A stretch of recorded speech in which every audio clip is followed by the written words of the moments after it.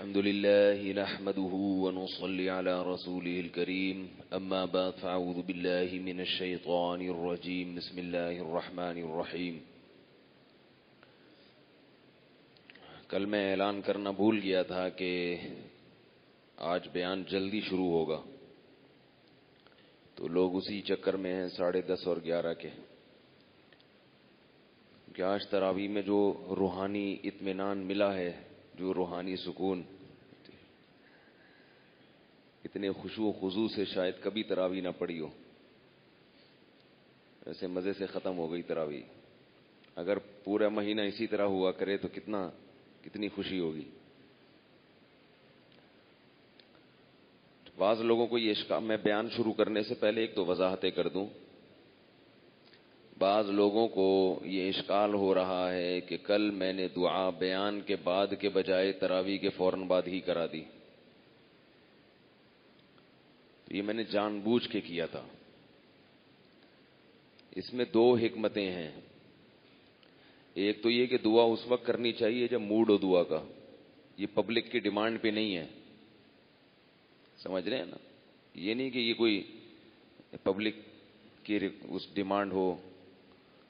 وہ کیا ہوتا ہے کہ بھئی یہ ایک لفظ اس کے لیے استعمال ہوتا ہے، بہت یعنی ایک کامن لفظ ہے، اس موقع پر استعمال ہوتا ہے، فرمائشی پروگرام. ہاں ٹھیک. دعا ایسی چیز نہیں ہے جو فرمائشی پروگرام ہو، یہ انسان کی اپنی کیفیت پر ہوتا ہے.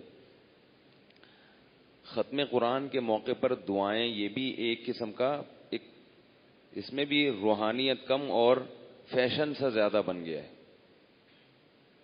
میں ایک دفعہ ایک مسجد میں گیا ختم قرآن کے موقع پر، تو وہاں امام صاحب نے پہلے سے اشتہار لگوایا ہوا تھا کہ ہمارے ہاں رو رو کے دعائیں مانگی جائیں گی ختم قرآن کے موقع پر. امام صاحب نے یا انتظامیہ نے، وہ بینر لگے ہوئے ہیں، رو رو کے ہمارے ہاں دعائیں مانگی جائیں گی. پبلک کو نا بس اکٹھا کرنا چاہتے ہیں ہم لوگ کہ زیادہ سے زیادہ لوگ ہمارے پاس آئیں. تو میں نے کہا کہ اگر امام صاحب کو رونا نہیں آیا تو کیا ہوگا؟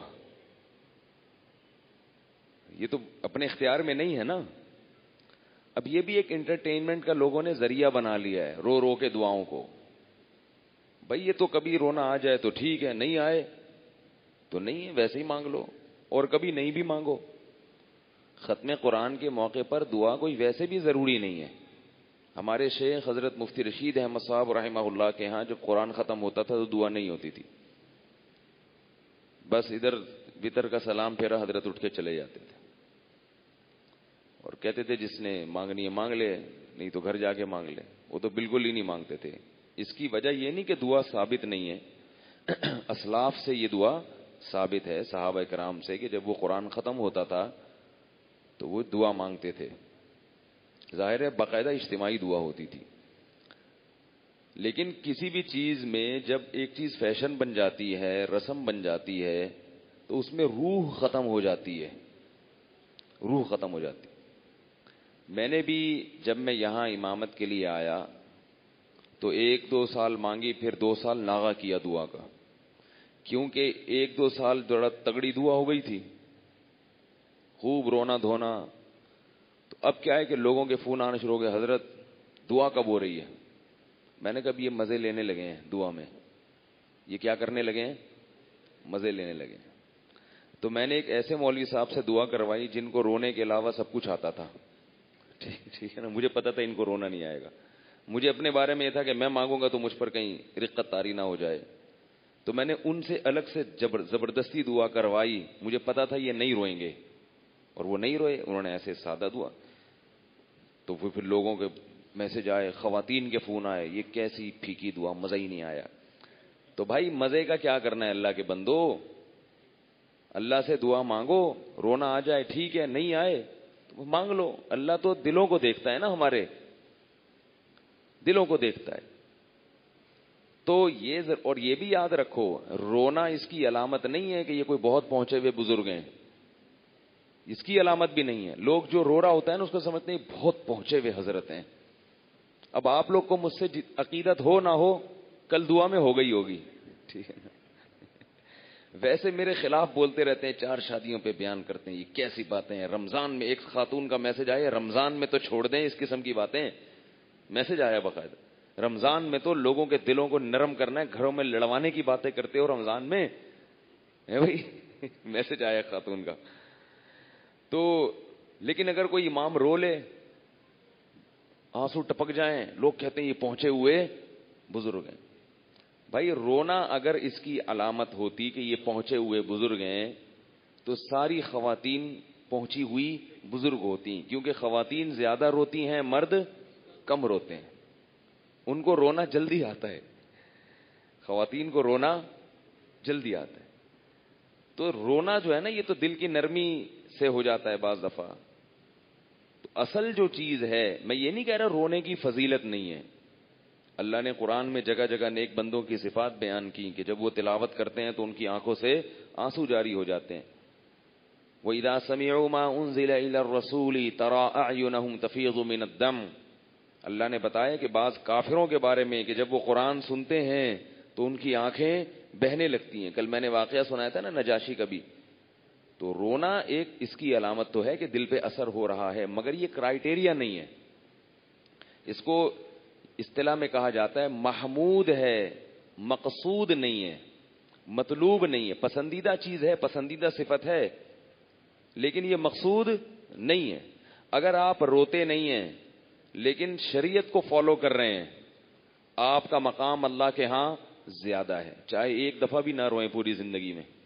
اور اگر آپ روتے رہتے ہیں اللہ کی محبت میں, دعاؤں میں, ہا ہو ہی ہا چیخو پکار لگا ہوا ہے, ناک رگڑ رہے ہیں سجدوں میں, رو رو کے پاگل ہو گئے, مگر گناہ نہیں چھوڑتے, تو یہ رونا مقبول نہیں. ہم جب اسکول میں پڑھا کرتے تھے تو میرا کلاس فیلو ایک قادیانی تھا, قادیانی ایک کلاس فیلو تھا. اس نے مجھے بتایا کہ ہم جو ہیں, ہماری جو ختم قرآن جب ہوتا ہے نا تراویح میں, تو وہ ہم لوگ 2-2, 3-3 گھنٹے رو رو کے دعائیں مانگی جاتی ہیں. اس نے مجھے بتایا کہ ہمارے ہاں ختم قرآن میں دعا 2-2, 3-3 گھنٹے رو رو کے مانگی جاتی ہیں. میں نے کہا بخشش پھر بھی نہیں ہوگی تم لوگوں کی. میں نے کہا 2 گھنٹے کے بجائے 4 گھنٹے رو لو, بخشش نہیں ہوگی. کہہ رہے کیوں نہیں ہوگی؟ میں نے کہا اس لیے کہ محمد صلی اللہ علیہ وسلم کی نبوت پہ ڈاکہ مارا ہے. کیا کیا ہے؟ نبی. اللہ کہے گا اتنا میرے غم میں رو رہا ہے تو ایک جھوٹے نبی کو نبی کیوں مان لیا؟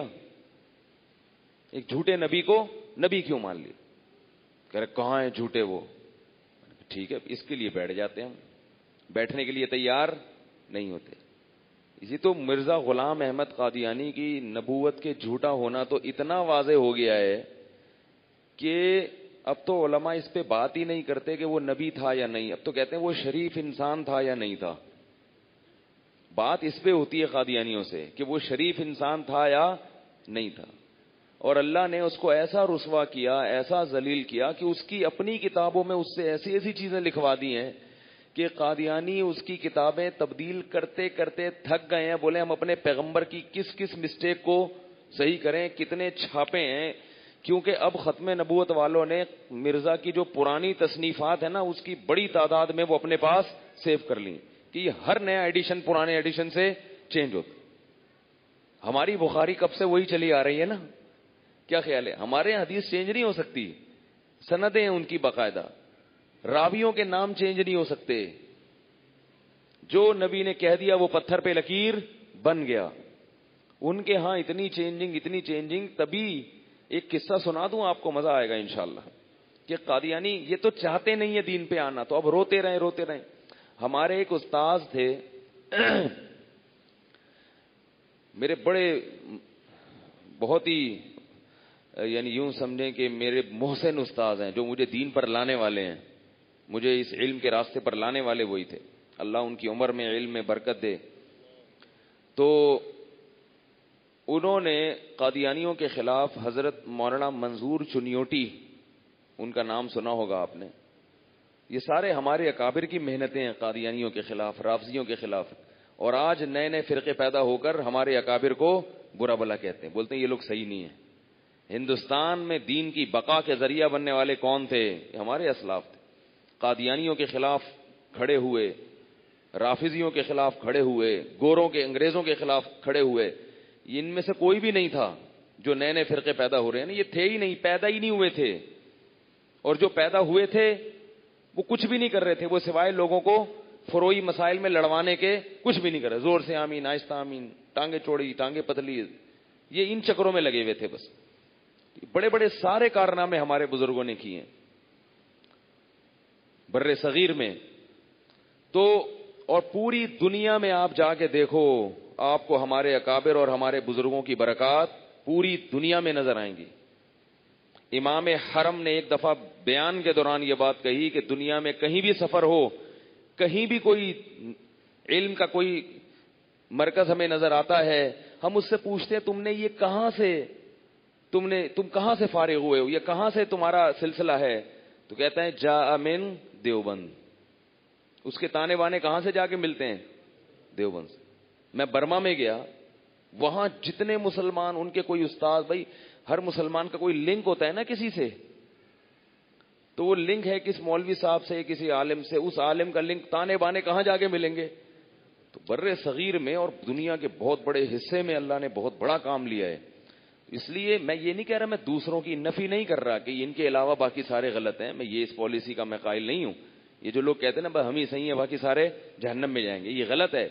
لیکن یہ بہت بڑی فضیلت ہے جو ہمارے اکابر کو حاصل ہے, تو ان کو گمراہ نہ کہو اللہ کے بندو. کوئی بھی ایسی دعوت, کوئی بھی ایسی تحریک جو کہے یہ اکابر کے عقائد غلط تھے, یہ اکابر غلط تھے, وہ غلط ہے. وہ سمجھا نہیں ہے, تحریریں نکال کے عبارتیں توڑ موڑوں کے پیش کرتے ہیں, کس کا کیا مطلب ہے اس کا کچھ اور مطلب بنا کے پیش کر دیا. اس طرح سے حساب کتاب چل رہا ہے اور ہمارے اکابر کو رسوا کیا جا رہا ہے. مجھ سے ایک دفعہ ایک عربی نے پوچھا, ایک عرب نے, اس نے کہا کہ تم لوگوں کے عقائد صحیح نہیں ہیں. مجھ سے کہا, پہلے مجھ سے پوچھا آپ کا مسلک کیا ہے, میں نے بتایا. انہوں نے کہا تم لوگ کے عقائد, پروپیگنڈا اتنا کیا نا سعودی عرب میں بھی ہمارے خلاف. تو میں نے کہا پوچھ لو بھائی, مجھ سے پوچھو میرے عقائد. تو ایک ایک عقیدہ پوچھتے گئے, میں اس کا جواب دیتا گیا. تو اس نے کہا یہ تو سارے صحیح ہیں. تو میں نے کہا یہی ہمارے اکابر کے عقائد ہیں, میں نے تو اپنے اکابر سے ہی سیکھے ہیں یہ عقائد, تو میں کون سا غلط ہے بھائی؟ اس نے کہا وہ جو کتاب میں ہے. میں نے کہا کتابوں کو چھوڑو, کتاب میں کچھ کا کچھ بنا دیا جاتا ہے, کچھ کا کچھ بنا دیا جاتا ہے. وہ کتابوں کے جواب بھی ہیں, اس پر مستقل تصنیفات ہیں, لیکن کسی کی بھی کتاب کو اٹھا کے اس کی سیاق و سباق حذف کر کے بیان کیا جائے گا تو وہ کچھ کا کچھ بن جاتا ہے. اور بعض دفعہ اصطلاحات ہوتی ہیں, اصطلاحات ٹرمز ہوتی ہیں, ان کا مطلب میری نظر میں کچھ اور ہے, آپ اس کا مطلب کچھ اور لے کے مجھ پہ کفر کے فتوے لگا دیتے ہیں. اب مثال کے طور پر ایک عقیدہ وحدت الوجود ہے, اس کو لے کے سب نے علماء دیوبند پہ کفر کے فتوے لگائے ہیں, جبکہ جو کفر کے فتوے لگانے والے ہیں ان کو پتہ ہی نہیں کہ عقیدہ وحدت الوجود کا مطلب کیا ہے. وہ جو اس کا مطلب بیان کرتے ہیں, جو اس کا مفہوم بیان کرتے ہیں, اس کا یہ مطلب ہے ہی نہیں کہ اللہ کے علاوہ دنیا میں کوئی ہے ہی نہیں. یہ مطلب ہی نہیں ہے بھائی, یہ تو ٹرم ہے, یہ تو ایک اصطلاح ہے. جو اصطلاح وضع کرتا ہے اس سے پوچھا جاتا ہے نا کہ آپ کا مطلب کیا ہے. کسی بھی اصطلاح میں اس کے لفظی معنی کو نہیں دیکھا جاتا, لفظی معنی کو نہیں دیکھا جاتا. یہ دیکھا جاتا ہے کہ اس فیلڈ کے ماہرین اس لفظ کا مطلب کیا لیتے ہیں. وہ مطلب اگر غلط ہے پھر آپ اس پہ کفر کے فتوے لگائے. وہ مطلب اگر شریعت کے خلاف نہیں ہے تو آپ اس پہ کفر کا فتویٰ نہیں لگا سکتے. جس کو عقیدہ وحدت الوجود کا مطلب ہی نہیں پتا ہے, وحدت الوجود کا لفظی مطلب تو یہ ہے کہ اللہ کے وجود کے علاوہ باقی کوئی وجود نہیں ہے, یہ مطلب ہم لیتے ہی نہیں ہے بھائی. وحدت الوجود کا یہ مطلب ہی نہیں ہے, یہ تو ایک ٹرم ہے. خیر کہاں سے کہاں بات نکل جائے گی, میرے اصل موضوع سے میں ہٹ جاؤں گا. تو وہ کیا بتا رہا تھا میں, وہ تو سنا رہا تھا, ہاں قادیانیوں کا میں قصہ سنا رہا تھا کہ بھئی ہمارے اکابر نے بہت کام کیے. قادیانی کھا جاتا آپ کو اگر ہمارے اکابر نہ ہوتے, ان کی قربانیاں نہ ہوتی. اور کفن باندھ کے گئے ہیں ہمارے اکابر, ان سے ہر میدان میں لڑائی کی ہے. کفن ساتھ لے کے جاتے تھے عدالتوں میں, کفن ساتھ. علامہ انور شاہ کشمیری رحمۃ اللہ علیہ کے سے جج نے کہا تھا کہ میں جتنا متاثر زندگی میں آپ سے ہوا ہوں کسی اور سے نہیں ہوا. جب وہ قادیانی عبارت پیش کر کے سناتا تھا نا, تو یہ فوراً آپ ڈاکٹر ذاکر نائک کو بھول جائیں گے. یہ کہتے تھے یہ عبارت اس طرح نہیں ہے بلکہ اس طرح ہے. کتاب فلاں ہے، صفحہ نمبر فلاں ہے، کتاب لے کر آؤ. ابھی اسی وقت کتاب منگوائی جاتی، وہ صفحہ بھی وہی ہوتا، وہ عبارت بھی وہی ہوتی. جج نے کہا میں زندگی میں کسی سے متاثر نہیں ہوا اتنا. تو ایسے ان کے خلاف تیاری کر کے ہر میدان میں فائٹ کی. اب تو لوگ حلوہ کھا رہے ہیں. ابھی کیا کر رہے ہیں؟ حلوہ کھا رہے ہیں بیٹھ کے، اور ہمارے اکابر پہ کیچڑ اچھال. ساری انہی کی تحقیقات ہیں. تو خیر، ہمارے استاد سے حضرت مولانا منظور چنیوٹی رحمہ اللہ، منظور چنیوٹی رحمۃ اللہ علیہ کے ساتھ ائمہ حرمین کے دوسری دنیا میں دورے ہوئے ہیں. منظور چنیوٹی رحمۃ اللہ علیہ نے حرمین کے ائمہ کو بتایا کہ قادیانی کیا کر رہے ہیں، اور دنیا میں ان کے فتنے سے لوگوں کو آگاہ کیا، جا کے ان کو سمجھایا ہے کہ یہ کیا ہو رہا ہے. عرب کو تو پتہ ہی نہیں تھا کہ یہ دنیا میں کون سا فتنہ پھیلا ہوا ہے اور یہ کیا کر رہا ہے. تو حضرت مولانا منظور چنیوٹی رحمۃ اللہ علیہ کے پاس گئے اور انہوں نے سیکھا مناظرے کا علم ان سے قادیانیوں کے خلاف. تو ہم بھی پھر اپنے استاذ کے ساتھ لگ گئے. ہم ذرا بچے تھے، ہمیں تو ان چیزوں میں زیادہ مزہ آتا تھا. تو ہمارے محلے میں ایک لیفٹیننٹ کمانڈر آیا کرتا تھا نیوی کا، وہ قادیانی تھا. وہ ہم پہ دانے ڈال رہا تھا روزانہ. ہماری عمر ہوگی 19-20 سال یا 21 سال بمشکل. وہ روزانہ دانے ڈالتا ہے، وہ مرزا نے یہ لکھا، مرزا نبی کا ایسا عاشق تھا، مرزا غلام احمد تو یوں تھا، مرزا تو، اور بڑے جانا ہم پہ. اللہ کا شکر ہے ہمارا ایمان اتنا ہلکا نہیں تھا کہ ہم ٹر بن جائیں. ہمارے حضرت فرمایا کرتے تھے کہ بچپن میں ہمیں ایک کتاب پڑھائی جاتی تھی، اس کا نام تھا پکی روٹی. کتاب کا نام کیا تھا؟ پکی روٹی. پنجابی میں تھی وہ. اس میں لکھا ہوا تھا کہ جے کوئی پوچھے، سوال تھا اس میں، بچوں کو پڑھائی جاتی تھی. میں سوال تھا، جے کوئی پوچھے تو آڑا ایمان کھلوتا ہے کہ بیٹھا؟ بیٹھے کو پنجابی میں کیا کہتے ہیں؟ بیٹھے کو بیٹھے کہتے ہیں. تو آڑا ایمان کھلوتا ہے کہ بیٹھا؟ تو جواب کیا ہے؟ بیٹھا. اس لیے کہ کہیں ٹر نہ بن جائے. اگر کھلوتا ہوا تو کہیں ٹر نہ بن جائے. تو ایمان کیسا ہونا چاہیے؟ بیٹھا ہوا ہونا چاہیے، کیونکہ بیٹھے ہوئے آدمی کو چلانا مشکل ہے. پہلے اٹھاؤ گے پھر، اور چلے ہوئے آدمی کو دھکا دو گے چل جائے گا. تو حضرت فرماتے تھے کہ بچپن میں ہمیں کتاب پڑھائی جاتی تھی، اس میں لکھا ہوا تھا توڑا ایمان کھلوتا ہے کہ بیٹھا. جے کوئی پوچھے، ہمارے حضرت تھے پنجابی، تو ان سے میں نے 2-3 چند پنجابی کے الفاظ یاد کیے. جے کوئی پوچھے توڑا ایمان کھلوتا ہے کہ بیٹھا. تو اس نو دسیو بیٹھا، کہیں ٹر نہ منجے، کہیں ٹر نہ منجے. تو اللہ کا شکر ہے ہمارا ایمان کیا تھا؟ بیٹھا ہوا. لیکن ہم نے کہا چلو اس سے مناظرہ کرواتے ہیں. تو ہم نے کیا کیا کہ اپنے استاذ کو بلوا لیا. ہم نے کہا حضرت آپ کی تیاری ہے؟ انہوں نے کہا چلو بھائی. اچھا، اس کو ہمارے استاذ نے کہا کہ اس کو نہیں بتانا کہ میں، وہ تو مفتی تھے ہمارے استاذ، یہ نہیں بتانا کہ مفتی بھی آ رہے ہیں میرے ساتھ، ورنہ یہ کرے گا ہی نہیں. ہم نے کہا ہم آ رہے ہیں اور ہمارے ساتھ ایک اور بھی ہوں گے، وہاں لے آؤ. ہم نے کہا ہم آپ کے گھر آئیں گے. ٹھیک ہے جی. لیفٹیننٹ کمانڈر کے گھر ہم چلے گئے. بڑا بنگلہ اس کا خوبصورت. ہم اس کے میں گئے. اچھا، کیا ہوا ہے کہ ہمارے استاذ نے پورا مناظرہ سیکھا تھا قادیانیوں کے بارے میں. اور ایک ایک چیز کہ مولانا منظور چنیوٹی صاحب نے یہ بھی بتایا تھا کہ یہ لوگ سب سے پہلے کیا کرتے ہیں، آپ مناظرے سے پہلے جن کتابوں کے آپ نے حوالے دینے ہیں وہ اپنے سامنے ان کی لائبریری سے نکلوا کے رکھ لینا. ان کی لائبریری سے وہ کتابیں، ان کی لائبریری تو ہوتی ہے ان کے گھر میں، وہ کتابیں پہلے لا کے اپنے سامنے رکھ لینا. ورنہ موقع پہ جب آپ نے حوالے پیش کیے نا، یہ کتاب پیش نہیں کرے گا، یہ کہے گا وہ تو مل نہیں رہی، وہ تو یہاں ہے نہیں، وہ تو ہے ہی نہیں، وہ تو چھپنا بند ہو گئی، وہ تو ہے ہی نہیں، اس طرح کی بات. اب وہ ایک ایک چیز ان کو سکھائی گئی تھی. اب اس کی تقریر، ہمارے استاذ بھی پٹھان تھے، ٹھیک ہے نا. تو وہ جب گئے ہیں تو وہ قادیانی سمجھ رہا، یہ دیہاتی اسٹائل تھا ہمارے استاذ کا، کندھے پہ رومال. اس نے کہا یہ وہ سمجھ رہا تھا یہ بیچارے، حالانکہ بڑے عالم تھے، لیکن وہ کندھے پہ رومال، ان کا اسٹائل ایسا، تو وہ سمجھا کہ ان کو کیا پتا ہوگا. تو اس نے ان کو سائڈ پہ بٹھا دیا اور ہم سے بحث شروع کر دی. وہ سائڈ پہ بیٹھے ہوئے اور ہم لوگ اس قادیانی کے سامنے، اور تقریر کہہ رہا ہے مرزا ایسا تھے، اس نے نبی کی شان میں یہ نعت کہی ہے، اس کے اشعار پڑھ پڑھ کے سنا رہا ہے، وہ تو نبی کا عاشق تھا، اور یہ اور وہ. اب ہم اس سے سوال پوچھ رہے ہیں کہ ہم کہہ رہے ہیں کہ دیکھیں وہ تو نبی صلی اللہ علیہ وسلم تو آخری نبی ہیں، تو آپ صلی اللہ علیہ وسلم نے تو بتایا کہ حضرت عیسیٰ آئیں گے دنیا میں, مرزا کو تو نہیں بتایا. اس نے کہا حضرت عیسیٰ کا تو انتقال ہو گیا ہے, جیسے غامدی کہتے ہیں نا حضرت عیسیٰ کا انتقال, تو حضرت عیسیٰ تو دنیا سے جا چکے ہیں. وہ جس عیسیٰ کے نبی نے آنے کی بات کی ہے اس سے غلام احمد مراد ہے. حضرت عیسیٰ کا کیا ہو گیا ہے, انتقال ہو. پھر ہمیں کہنے لگا کہ خود سوچو, کامن سینس کی بات ہے, حضرت عیسیٰ آسمان پہ رہتے کیسے ہوں گے؟ آسمان پہ تو نہ آکسیجن ہے, آسمان پہ تو نہ بارش ہوتی ہے, نہ پانی ہے, نہ کھانا ہے, قضائے حاجت کہاں کرتے ہوں گے, ان کو زوجہ کی ضرورت نہیں ہوتی. یہ کیسی کامن سینس ایسے نا تقریر مار رہے جناب ڈاکٹر صاحب کی طرح نا, اوور ایکٹنگ. تو بہت وہ ایسے لگا کے نا اس نے, ہمارے استاد تو بیٹھے ہوئے تھے کہ یہ جو بات بولے, ہمارے استاد نے پہلے سے کتاب لگا کے رکھی تھی, اس میں سے حوالہ نکالا, اس میں مرزا نے لکھا ہوا تھا کہ حضرت موسیٰ علیہ السلام آسمان پہ زندہ ہیں. ٹھیک ہے نا, ایسی چھوڑی مرزا نے جو دنیا میں کسی نے ایسا کہا ہی نہیں, کیونکہ جھوٹا ہے نا, وہ تو چھوڑو ہے. اب قادیانی ایسی چیزیں تو چھپا کے رکھتے ہیں نا, ہمارے استاد نے نکال لیا. انہوں نے کہا یہ مسئلہ, وہ اپنی تقریر کر رہا ہے, ہمارے استاد نے بڑی نا خوبصورت انداز سے اس سے کہا یہ لیفٹنٹ صاحب ایک بات سنیں گے؟ جی جی جی فرمائیے.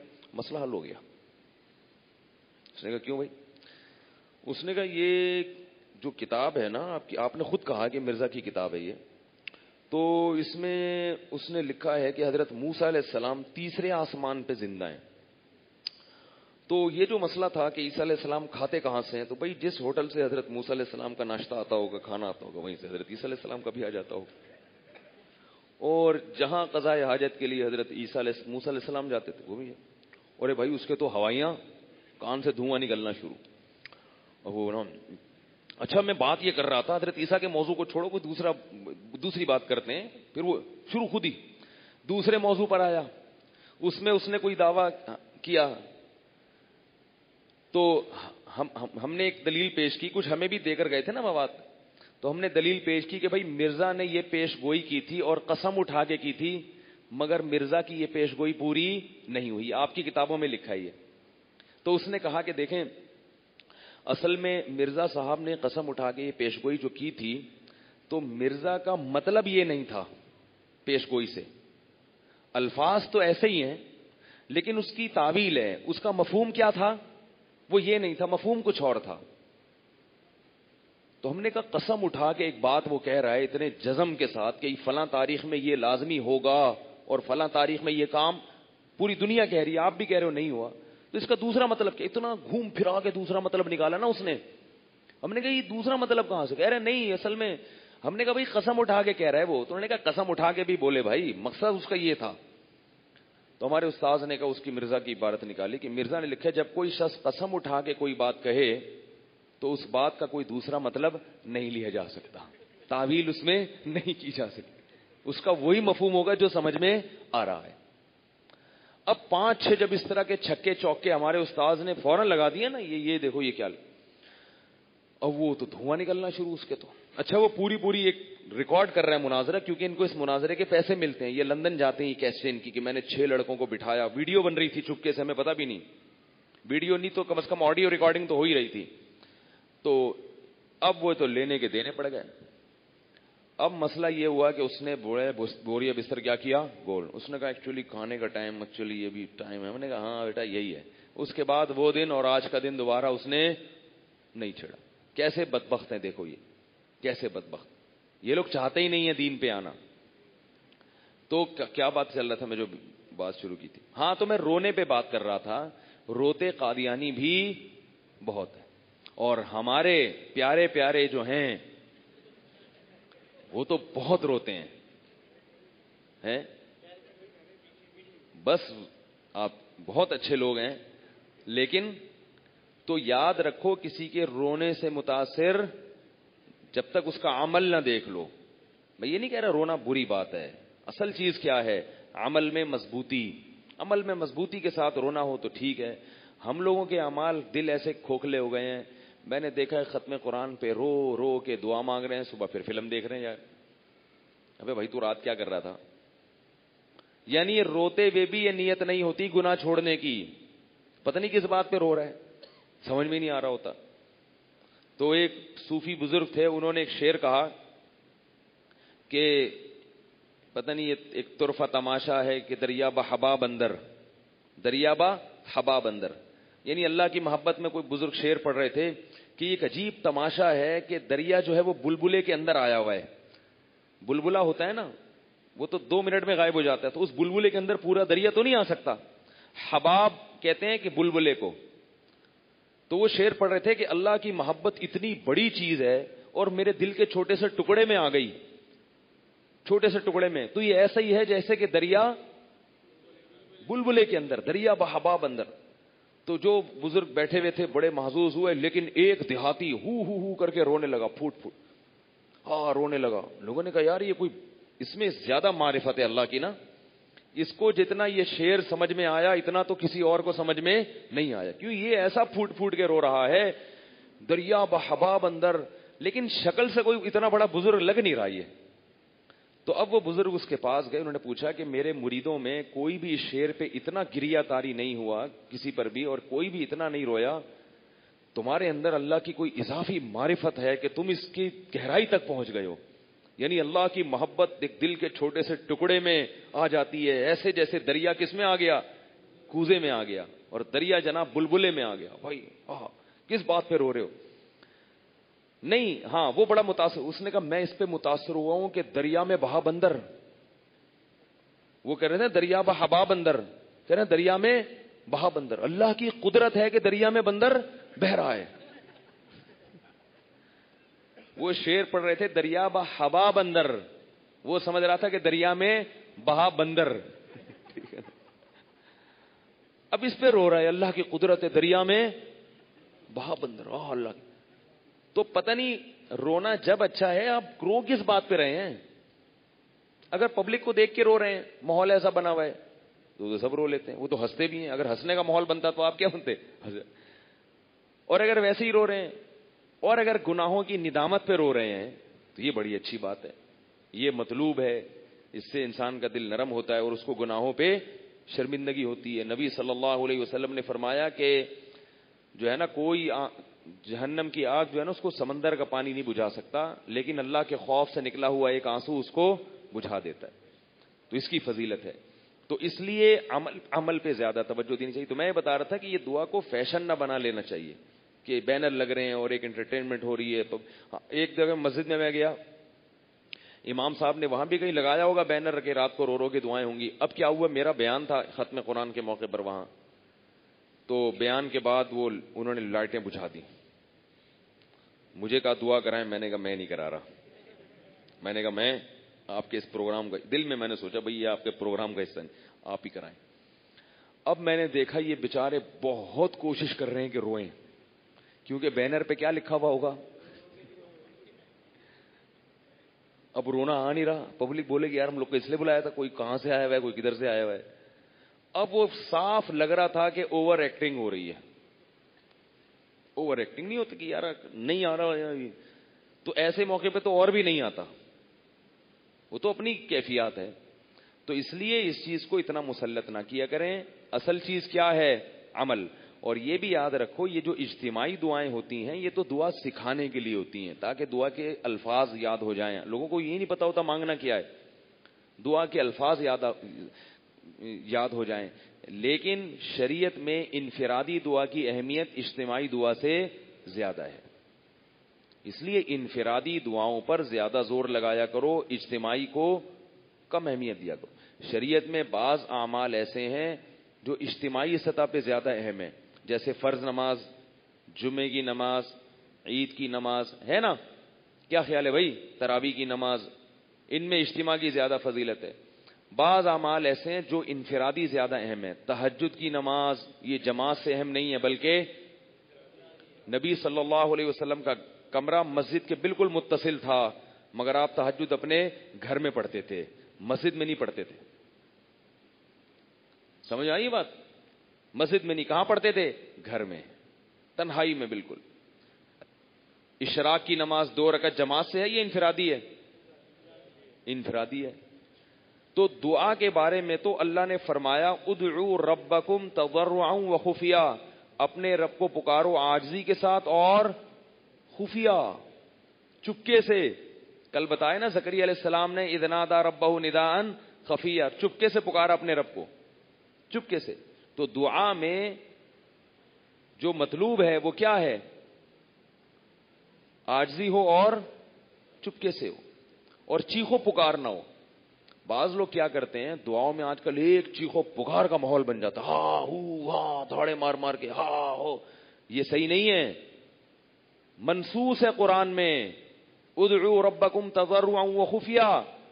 آگے فرمایا انہ لا یحب المعتدین، اللہ حد سے تجاوز کرنے والوں کو پسند نہیں کرتا. تو یہاں حد سے تجاوز کا مطلب کیا ہوا ہے؟ چیخو پکار، ہاں ہاں، باہر کے اسپیکر بھی آن اور ادھر کے اسپیکر بھی آن اور پوری دنیا ہاں ہو ایک لگا ہوا ہے. وہ جیسے ہوتا ہے نا ایک ماتم کی سی کیفیت بن جائے. یہ نہیں ہے بھائی، اس میں پسندیدہ نہیں ہے.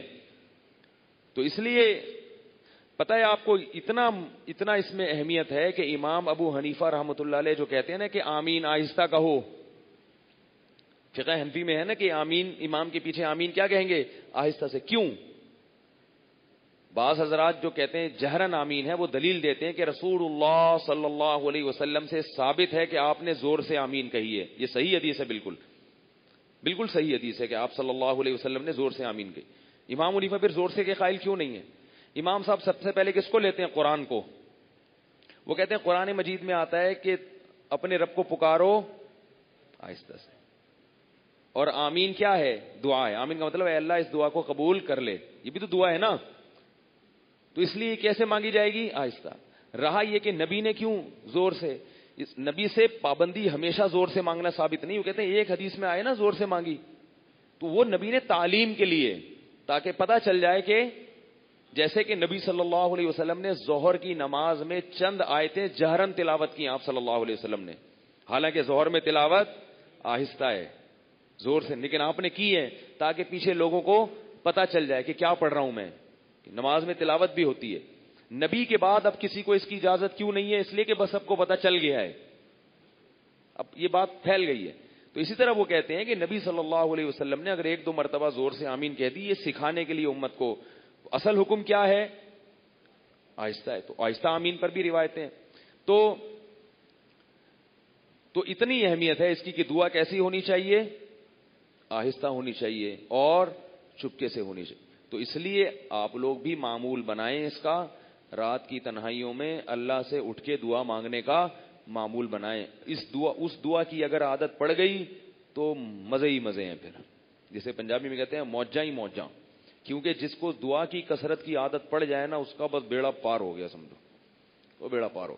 کیونکہ اللہ کے سامنے گڑ گڑانے کا اتنا فائدہ ہے کہ وہ ہو ہی نہیں سکتا کہ اللہ اس کو نہ دیں، یہ ہو نہیں سکتا. اور اللہ نے ایک اصول بنایا ہے کہ جو مانگ رہے وہ نہیں دیا تو کچھ اور دے دوں گا. تو پھر تو موجہ ہی موجہ ہے کہ نہیں ہے. لیکن ان لوگوں کے لیے جن کو اللہ پر ایمان ہے. حدیث میں آتا ہے رسول اللہ صلی اللہ علیہ وسلم نے فرمایا اللہ اپنے بندے کی دعا اس وقت تک قبول کرتے ہیں جب تک کہ وہ مانگتے مانگتے تھک نہیں جاتا. اور تھکنے کا کیا مطلب؟ یعنی وہ یوں نہیں کہتا کہ میں مانگ رہا ہوں اور قبول نہیں ہو رہی. جب یہ کہتا ہے تو پھر نہیں ہوتی. جب تک یہ نہیں کہتا تو ساری قبول ہو رہی ہوتی ہیں، لیکن اس کو نظر نہیں آ رہی ہوتی. اب آپ اپنے بیٹے کی شفا کے لیے دعا مانگ رہے ہیں، اللہ اس بچے کو ٹھیک کر دے، اللہ اس بچے کو ٹھیک کر دے. بچہ ٹھیک نہیں ہو رہا. اب آپ مایوس ہو رہے ہیں، حالانکہ ہو کیا رہا ہے؟ دوسرے بچے پر بیماری آنے والی تھی، اللہ نے وہ آپ کی دعا سے پہلے ہی ٹال دی. وہ تو نظر نہیں آ رہی نا آپ کو. وہ آپ کہیں دعا تو قبول نہیں ہو رہی. اللہ کے نبی نے فرمایا ہو رہی ہوتی ہیں اور یہ نالائق کہتا ہے نہیں ہو رہی. جب یہ کہتا ہے نہیں ہو رہی، اللہ کہتا ہے جاؤ اب نہیں ہو رہی، جاؤ. اب تم کہہ رہے تھے نا نہیں ہو رہی، جاؤ. جب تمہارا میرے بارے میں یہ خیال ہے کہ میں قبول نہیں کرتا تو نہیں کروں گا.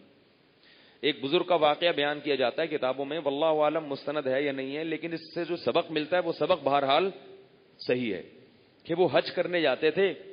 جب بھی حج سے فارغ ہوتے دعائیں بھی مانگتے اللہ قبول کر لے، تو غیبی آواز آتی کہ قبول نہیں ہوا، یا خواب میں آتا ان کو کہ قبول نہیں ہوا. پھر جاتے حج کرنے. ایسے کئی حج کیے، ہر دفعہ جواب ملتا نہیں ہوا. تو انہوں نے اپنے کسی مرید کو بتایا. انہوں نے کہا حضرت پھر حج کیوں کرتے ہیں جب بار بار؟ انہوں نے کہا میں اس کے علاوہ اور کیا کروں بھائی، میرے بس میں جو ہے وہ میں تو کروں گا نا. وہ اللہ کی قدرت نہیں قبول کر رہا، لیکن میں تو اب اس کے علاوہ کچھ نہیں کر سکتا بھائی. یہ تو نہیں کہ اللہ کے در کو چھوڑ کے اگر اللہ کسی کی دعا قبول نہیں کر رہا تو کیا مندر میں جائیں ہم؟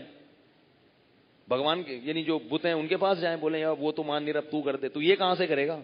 कल मैंने बयान किया था ना, अगर इस्लाम किसी के समझ में नहीं आ रहा तो क्या ईसाईयत समझ में आ रही है, क्या यहूदियत समझ में आ रही? भाई हमारे पास तो क्या है, यही है, यही कुरान है, हम इसी को समझ में नहीं आ रहा तो ये हमारी अकल का फॉल्ट है, अकल का फॉल्ट है।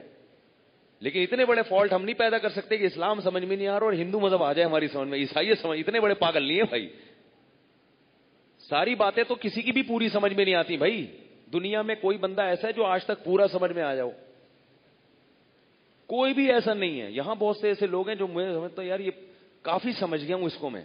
एक व्हाट्सएप पे किसी ने एक किताब भेजी, एक वो कार्टून होता है ना, इतनी लंबी किताब है ना, वो इतनी मोटी, उसके चंद सफात एक आदमी पढ़ रहा है और उस किताब पे लिखा हुआ है औरत को समझने की किताब।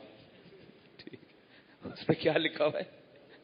उसका मियां बैठा हुआ है, उसको समझने की कोशिश कर रहा है, उस किताब के कुछ सफात पढ़े हैं और दिखाया वो इतनी मोटी किताब के अभी सफात क्या है, बाकी है। उसको अपनी बीवी समझ में नहीं आ रही, उसको समझने की कोशिश कर रहा है, लेकिन उसमें सदियां लग जाएंगी क्योंकि बहुत मोटी किताब है, ठीक है। तो दुनिया में पूरा समझ में किसी का कोई भी, तभी तो ये फिल्म का लफ्ज इजाद हुआ है। लोग कहते हैं यार ये बहुत बड़ी फिल्म है, कहते हैं ना, बहुत बड़ी फिल्म उसको कहते हैं जो ज्यादातर समझ में ना आ रहा हो, थोड़ा सा आ रहा हो, उसको कहते हैं बहुत बड़ी फिल्म है। और जो बिल्कुल ही समझ में नहीं आ रहा हो उसको कहते हैं ये इंग्लिश फिल्म है 3 घंटे की फिल्मों के साथ। एक दफा गुलशन इकबाल में हमारे एक शागिर्द थे, उन्होंने किसी बंदे के बारे में कहा कि ये बंदा इंग्लिश फिल्म है और 3 घंटे की गानों के साथ। क्या मतलब इंग्लिश फिल्म है 3 घंटे की गानों के साथ? उन्होंने कहा इंग्लिश फिल्म 3 घंटे की नहीं होती, 2 घंटे की होती है, दूसरा उसमें गाने नहीं होते। तो उसने कहा ये ऐसी फिल्म है तो इंग्लिश, मगर है कितने घंटे की? 3 घंटे, और गाने भी हैं इसमें। यानी ऐसी फिल्म जो अभी तक दुनिया में बनी, ये वो वाली फिल्म है। मैंने कहा वो पता नहीं, लेकिन तुम बहुत बड़ी फिल्म हो यार। उसका तो मुझे नहीं पता कि वो है या नहीं है, लेकिन तुम जो ये इस्तिलाह लेकर आए हो मार्केट में, इससे पता चल रहा है कि तुम भी कोई छोटी फिल्म नहीं हो। तो पूरा समझ में कौन आता है? अकल थोड़ी है, किसी की समझ में कुछ आता है, किसी के नहीं आता। तो हर इश्काल का जवाब भी समझ में नहीं आता भाई। तो क्या कह रहा था मैं, कहां छोड़ के? हाँ, अल्लाह से दुआ मांगो, अगर वो नहीं कबूल हो रही तो क्या, कहां जाएं हम? क्या मंदिर जाएं, क्या चर्च जाएं? नहीं भाई, यही है अल्लाह, हमारे पास तो तेरे अलावा कोई ऑप्शन नहीं है। तू कबूल करेगा तो भी, नहीं करेगा फिर भी इधर आएंगे। हदीस में दुआ है, ला मलजा वला मनजा मिनका इल्ला इलैक। कैसी प्यारी दुआ। फरमाए ए अल्लाह, तुझसे भागने का रास्ता भी हमारे पास तेरी ही तरफ है।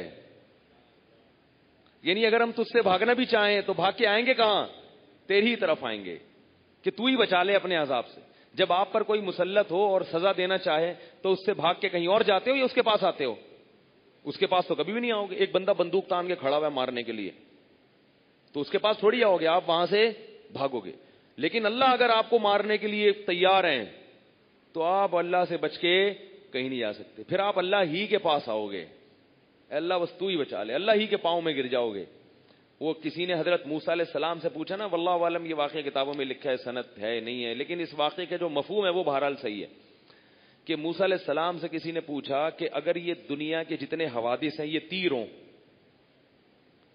और इस तीर का चलाने वाला अल्लाह हो तो इन तीरों से कैसे बच सकते हैं? भाई एक तीर अंदाज आपकी तरफ तीर लेके खड़ा हुआ है, तो बचने का तरीका क्या? भाग जाओ वहां से, नीचे हो जाओ, जब वो तीर फेंके आड़ में आ जाओ। तो उन्होंने कहा अगर ये तीर चलाने वाला कौन हो? अल्लाह, और तीर क्या है? ये हवादिस जितने भी आ रहे हैं मुसीबतें, ये तीर हो। तो मूसा अलैहि सलाम से पूछा कि फिर तीर से बचने का तरीका क्या है? उन्होंने कहा एक ही तरीका है, तीर चलाने वाले से दोस्ती कर लो, इसके अलावा आपके पास बचने का कोई ऑप्शन नहीं। तो यही हो सकता है भाई। तो अगर कबूल नहीं हो रही तो भी किसके पास जाना है? अल्लाह, और अल्लाह से यही कहना है। और इसी बुनियाद पर अल्लाह दुआएं कबूल करते हैं कि ये किसी और के दर पे नहीं जाता। बाकी अल्लाह आजमाते हैं। अगर अल्लाह ऐसे कबूल करना शुरू कर दे ना, इधर आए आपने कहा अल्लाह मेरी बीवी को नेक फरमा बरदार बना दे, उधर गए बीवी चाय लेके खड़ी हुई आपके ट्रे में, ये लें,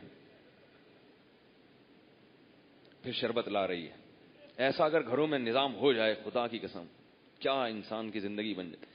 और फिर आप लेटे तो पांव दबा रही है, आप कह रहे नहीं बेगम ये तकल्लुफ नहीं, नहीं ये तो मेरा फर्ज बनता है, आप मेरे सर के ताज हैं। آپ ہی تو ہیں جو اس گھر کا کرایہ بھی دیتے ہیں, گیس بجلی کا بل بھی دیتے ہیں, کما کے لاتے ہیں, چاہیے نا, اگرچہ ٹائم پہ نہیں لاتے کوئی بات نہیں, لا تو دیتے ہیں نا, کھلا تو دیتے. تو اب آپ کیا ہوگا, آپ بولے یار تو فوراً قبول ہو گئی, یہ تو وہی ہو جائے گا. ایک لطیفہ ہے اگر آپ اجازت دیں. وہ ایک ڈاکٹروں نے دوا ایجاد کی, سائنسدانوں نے. بچے نا اس ملک میں بدتمیز پیدا ہو رہے تھے, بہت تربیت کا نظام تھا, تو انہوں نے کہا یار ہم کوئی ایسی دوا ایجاد کرتے ہیں کہ بچے تمیزدار پیدا ہوں. بچے کیا ہوں؟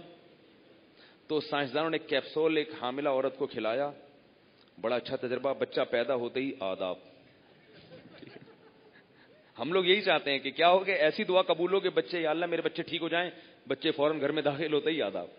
تو یہ تو بھائی کیپسول سے ہوگا, ایسا کوئی دوا ایجاد کر لیں. اب سائنسدانوں نے کیا کیا, انہوں نے بولا یار تو بڑا زبردست تجربہ ہوا ہے. ایک خاتون کو 1 درجن کیپسول کھلا دیے انہوں نے. کیا کیا؟ 1 درجن کیپسول کھلا دیے کہ یار دیکھیں جب اتنا تمیزدار بچہ 1 کیپسول سے پیدا ہوا ہے, 1 درجن سے کیا ہوگا. اب بچے کی ولادت ہی نہیں ہو رہی, پیدا ہی نہیں ہو رہا, بڑے پریشان, یار یہ کوئی ریئیکشن تو نہیں ہو گیا. کہ الٹرا ساؤنڈ کیا, پتا چلا کہ جڑواں بچے ہیں, ہر ایک دوسرے سے کہہ رہے پہلے آپ, وہ کہہ رہے نہیں پہلے آپ. 6 مہینے ہو گئے, وہ کہہ رہے پہلے آپ, کہہ رہے نہیں سر پہلے آپ. تو ایسی تمیز اگر چاہیے تو وہ تو بھائی وہ اسی سائنسدان سے رابطہ کرنا پڑے گا آپ کو. تو ہم لوگ بھی یہ چاہتے ہیں کہ ادھر دعا مانگی اللہ میرے بچوں کو نیک بنا دے اور بچے اتنے تمیزدار ہو جائیں. تو ایسے تھوڑی ہوتا ہے, اللہ آزماتے ہیں. یعقوب علیہ السلام کب سے دعائیں مانگ رہے تھے, تو اللہ نے کب قبول کی. تو پھر ہم اگر اس طرح سے حساب کتاب شروع ہو جائے نا, تو نتیجہ یہ نکلے گا پھر کافر بھی سارے مسلمان ہو جائیں گے.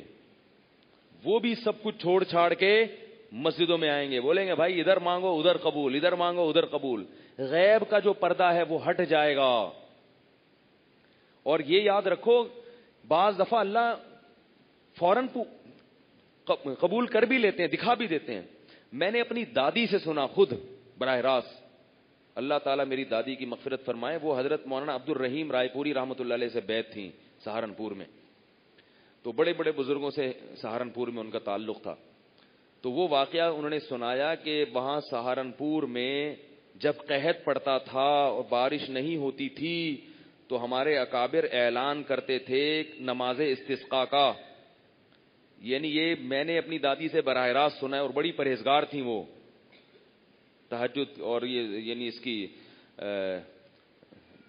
تلاوت اور یہ شوال کے 6 روزے, اور یہ بہت رمضان میں کئی دفعہ قرآن ختم کیا کرتی تھیں, بہت عبادت گزار تھیں. بس ان میں ایک چیز تھی, خبریں بہت اونچی آواز سے سنتی تھی صبح صبح, کیونکہ وہ اونچا سنتی تھی, وہ سمجھتی تھی ساری دنیا اونچا سنتی ہے. تو خبریں نا فجر کے بعد فل والیوم میں لگا کے بیٹھ جاتی تھی. اتنا شور گھر میں ہوتا تھا, ہم کہتے تھے کان پھٹنے, ہم ہنسی بھی آ رہی ہوتی تھی یار یہ فجر کے بعد کیا ہو رہا ہے ہمارے گھر میں, ٹھیک ہے نا. تو انہوں نے براہ راست بتایا, انہوں نے کہا کہ ہم خلیل احمد, وہ بزرگ تھے غالباً عبد الرحیم رائے پوری رحمۃ اللہ علیہ تھے, یہ کون تھے, کہ نماز استسقاء کا اعلان کرتے تھے. وہ ایک دفعہ نہیں ہے, انہوں نے بتایا متعدد بار. کہہ رہی ہم لوگ پھر عورتیں بھی جاتی تھیں اور پہلے سے دیگ کا انتظام ہوتا تھا کہ جب بارش ہوگی تو تمبو ومبو لگا کے کیا کھائیں گے, کھانا کھائیں گے. اتنا یقین ہوتا تھا بارش کا. بتاتی تھی پھر ہم لوگ جاتے تھے, روتے تھے اللہ کے سامنے اور گڑ گڑاتے تھے سب لوگ, یعنی مرد بھی عورتیں الگ ہوتی تھیں, گڑ گڑاتے تھے. کیونکہ حدیث میں آتا ہے نا اپنے جانوروں تک کو لے کے نکلو نماز استسقاء کے لیے, سب جاؤ اور اللہ کے سامنے اپنے گناہوں سے معافی مانگو. تو بتاتی تھی کہ ابھی دعا سے فارغ ہوتے تھے اور آسمان پہ بادل آ کے تیز بارش شروع ہوتی تھی, اور اس میں ہم چاول کھا رہے ہوتے تھے, تمبو لگا ہوتا تھا, سب خوشی میں چاول کھا رہے ہوتے. تو یہ تو انہوں نے سنایا. ہمارے پڑوس میں یہاں سامنے جہاں میں ابھی رہتا ہوں, یہاں جو ابھی کارنر کا گھر ہے نا, اس میں ایک بزرگ رہتے تھے, وہ لاہور کے تھے, ابھی لاہور شفٹ ہو گئے. وہ بھی انڈیا کے تھے, انہوں نے اپنا واقعہ مجھے آنکھوں دیکھا سنایا.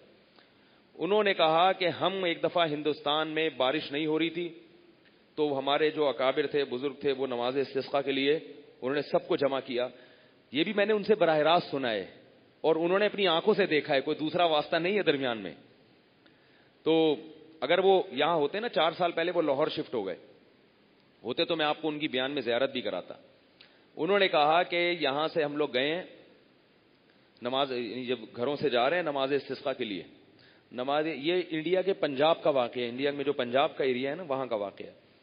تو وہ کہہ رہے ہیں ہم لوگ نماز استسقاء کے لیے جا رہے ہیں تو ہندو لوگ کہہ رہے تھے یہ موسلے بارش برسانے جا رہے ہیں اور یہ بارش برسوا کے آئیں گے. یہ موسلے کیا کریں گے؟ مسلمان کو مذاق سے وہ کیا کہتے ہیں؟ موسلے. یہ موسلے کیا کریں گے؟ بارش برسا کے آئیں گے.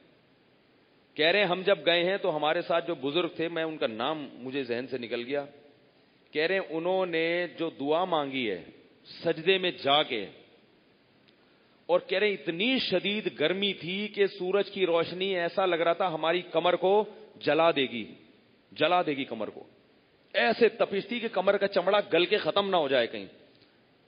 کہہ رہے ہیں وہ سردے میں تو جب جائیں گے تو کمر پہ لگے گی نا, وہ اتنا روئے ہیں. انہوں نے کہا کہ اللہ جب تک بارش نہیں برسے گی ہم یہاں سے نہیں جائیں گے.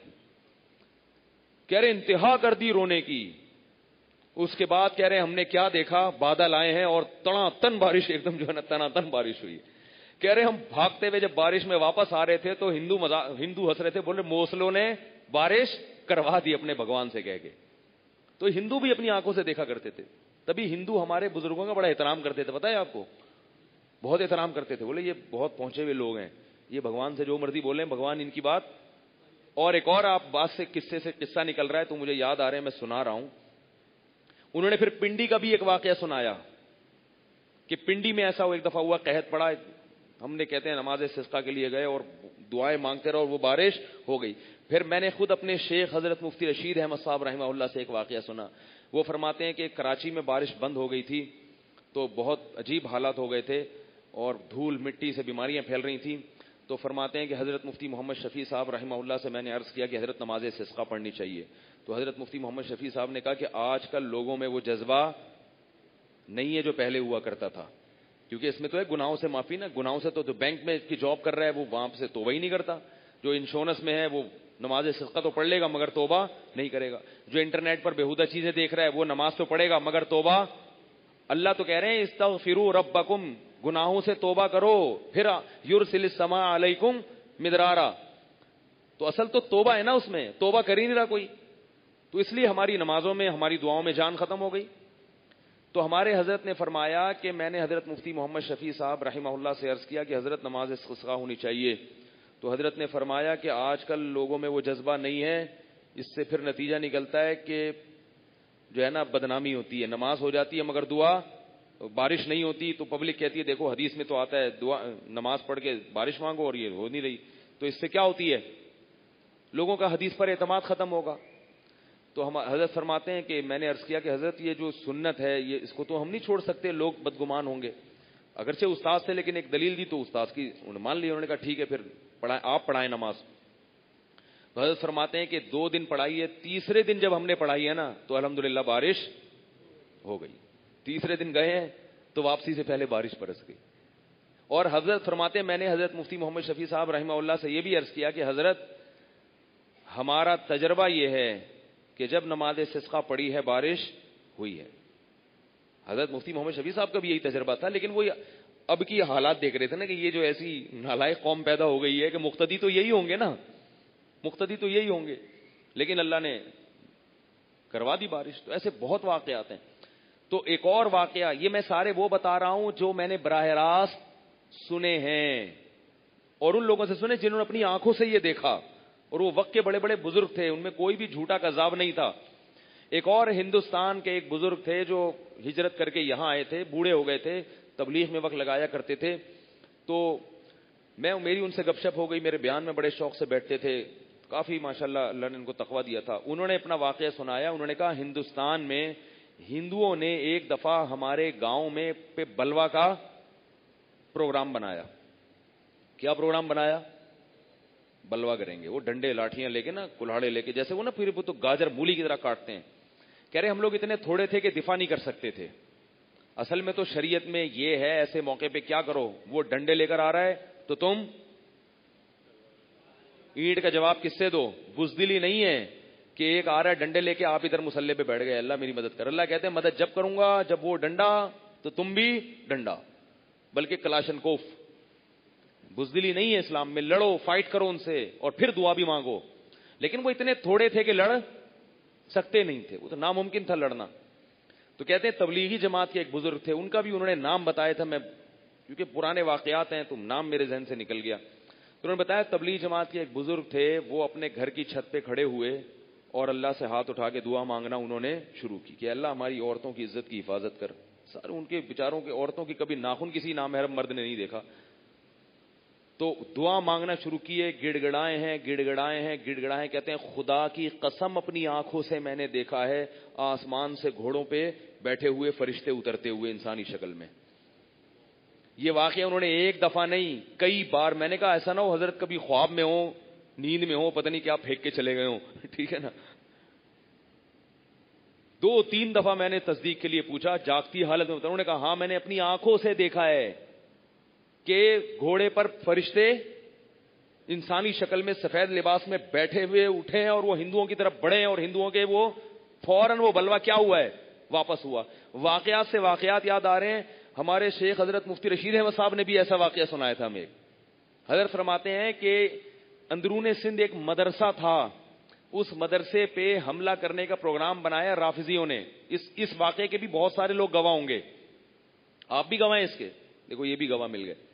تو حضرت نے فرمایا کہ وہ مسئلہ یہ تھا کہ جب وہاں جو کچھ اسلام مخالف لوگ تھے انہوں نے اس مدرسے پر کیا کیا, ڈنڈے اور لاٹھیوں سے ارادہ کیا کہ بچوں کو قتل کر دیں گے اور یہ کر دیں گے اور وہ کر دیں گے. تو بہت بڑا لشکر لے کر وہ آ رہے تھے. حضرت فرماتے ہیں ہم نے وہاں لوگوں کو مشورہ دیا, مدرسے کے طلبا کو, کہ بھئی مقابلہ کرو ان سے, باہر نکلو. اب وہ سب ڈر رہے ہیں کہ یار یہ اتنے سارے لوگوں سے مقابلہ کیسے ہوگا. تو بہرحال کہہ رہے ہیں ہم جب نکلے, ہمارے حضرت, اب مجھے یہ یاد نہیں کہ خود اس میں شریک تھے یا اس کے گواہ تھے, تو وہ جب وہ طلبا نکلے ہیں تو کہتے ہیں ہم نے کیا دیکھا, وہ جب ایسا ہوا ہے کہ وہ قریب گئے ہیں نا تو وہ پورا لشکر خود بخود واپس ہوا ہے. ان کو ایسا محسوس ہوا کہ یہ سامنے تھوڑے لوگ نہیں ہیں بلکہ بہت زیادہ لوگ ہیں. انہوں نے بتایا بعد میں کہ ہمیں لگ رہا تھا کہ بالکل وہ جیسے غزوہ بدر میں ہوا نا, اذ یریکہم اللہ فی منامک قلیلا. اللہ فرماتے ہیں اللہ نے صحابہ کو دشمنوں کی جماعت تھوڑی کر کے دکھائی, اور دشمنوں کو صحابہ کی جماعت وہ 313 کو اللہ نے 1000 سے زیادہ کر کے دکھا دیا.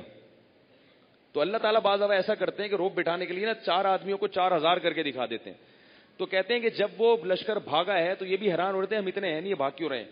تو کئی لوگوں کے ہم نے ایسے لاٹھیاں دیکھی, ان کے سر پہ ایسے نشانات دیکھے جس قسم کی لاٹھیاں اور ایسے نشانات ہم نے کبھی دیکھے نہیں تھے. یعنی وہ ڈنڈے تو ان کے سر پہ پڑے ہی نہیں ہیں. تو وہ حیران ہو رہے تھے یہ مرے کیسے, ان کو تو کسی نے ڈنڈا مارا ہی نہیں ہے. وہ بھی اللہ کی غیبی مخلوق تھی جنہوں نے ان کی دھنائیاں لگائی ہیں. اور افغان جہاد میں تو تواتر کے ساتھ ایسے واقعات ہوئے, افغانستان کے جہاد میں, اس میں تو اتنی خبریں ہیں, اتنے واقعات ہیں کہ آسمان سے گھوڑوں سے فرشتوں کی فوجیں اتری ہیں اور باقاعدہ میدان میں شریک ہوئی ہیں, لڑی ہیں. یہ اتنے واقعات ہیں اس کا تو کوئی انکار کر ہی نہیں سکتا. تو بعض دفعہ اللہ بالکل سامنے دکھا بھی دیتے ہیں, لیکن یہ اللہ کی مرضی ہے.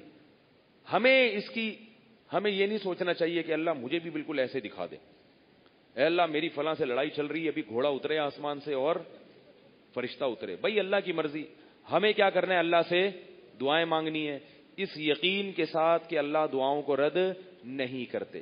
ٹھیک ہے نا. بس یہ آج اسی پر بیان کافی. پھر کل انشاءاللہ حضرت موسیٰ علیہ السلام والا واقعہ جو ہم نے جہاں سے چھوڑا تھا, ابھی ہمارے پاس صرف 2 دن رہ گئے ہیں, تو 2 دن میں جتنا ہو گیا, جتنے پیغمبروں کے واقعات ہو گئے. بیان کل پھر 10:10 پہ شروع ہوگا. تراویح آج کل جلدی ختم ہو رہی ہے. ٹیسٹ ٹیوب بیبی کی کیا حقیقت اسلام اجازت دیتا ہے؟ اس میں تفصیل ہے, بعض صورتوں میں جائز ہے, بعض صورتوں میں ناجائز ہے, پھر بتائیں گے کسی وقت. کوئی بات تو نہیں جی؟ ٹھیک ہے. اللہ تعالی ہم سب کو سمجھنے کی, عمل کی توفیق عطا فرمائے. سبحانک اللہم و بحمدک نشہد ان لا الہ الا انت نستغفرک و نتوب الیک.